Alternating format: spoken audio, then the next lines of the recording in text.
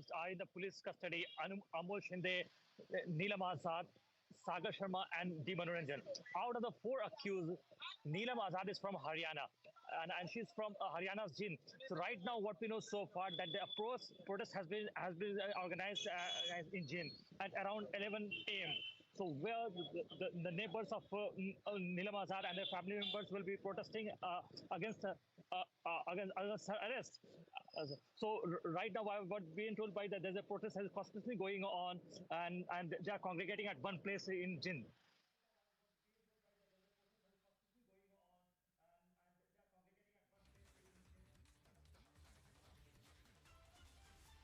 Right, there seems to be a network problem. We'll try and connect with Akhil again, but note that farmers are planning to conduct a Mahapanchayat to support the accused, demanding release of accused Neelam. Akhil, tell us more about which all farmer organizations are going to be part of this Mahapanchayat.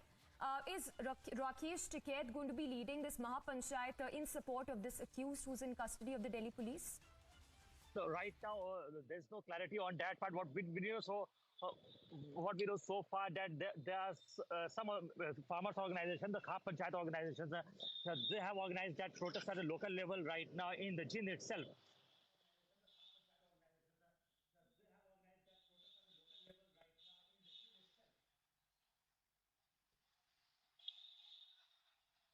All right, we'll try and connect with Akhil again. Akhil, thank you for those details. But note that all 4 accused have been booked under UAPA. Sections having been registered under the UAPA Act. Meanwhile, the latest that's coming in is on this farmers' protest that is slated to take place at 11 a.m. Meanwhile, security, of course, has been heightened outside the parliament after yesterday's breach of security. The Ministry of Home Affairs having ordered a probe into the parliamentary security breach after a request was made from the Lok Sabha Secretariat. The inquiry committee is going to be spearheaded by the CRPF Director General Anish Dayal Singh, along with members from other security agencies and experts.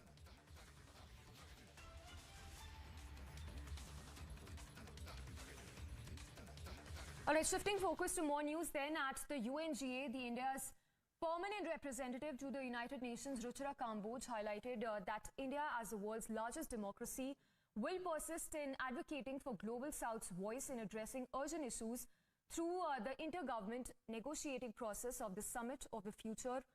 Listen in to what the Indian envoy had to say at the UNSC reforms event that was held yesterday.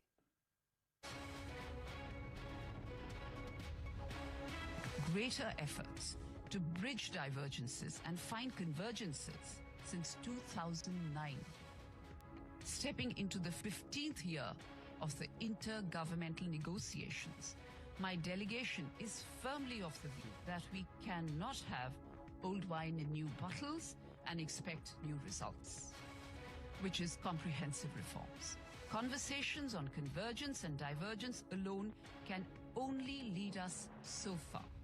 As diplomats, we know that countries do not change positions unless in a negotiating mode where we create possibilities of real and meaningful exchanges. Going forward, what we should do is what we are good at doing.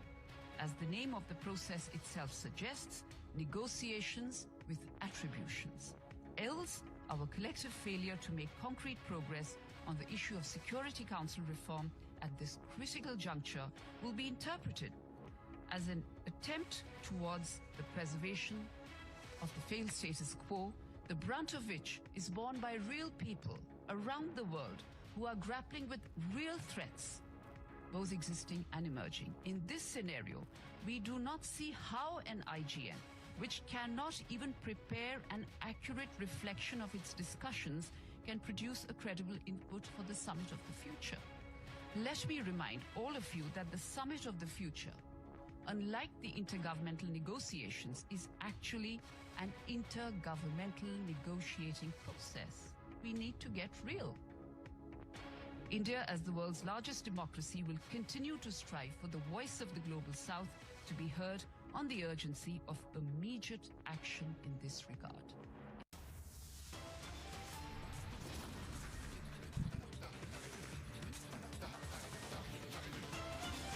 Slipping to a short break, coming up on the other side, more leads in connection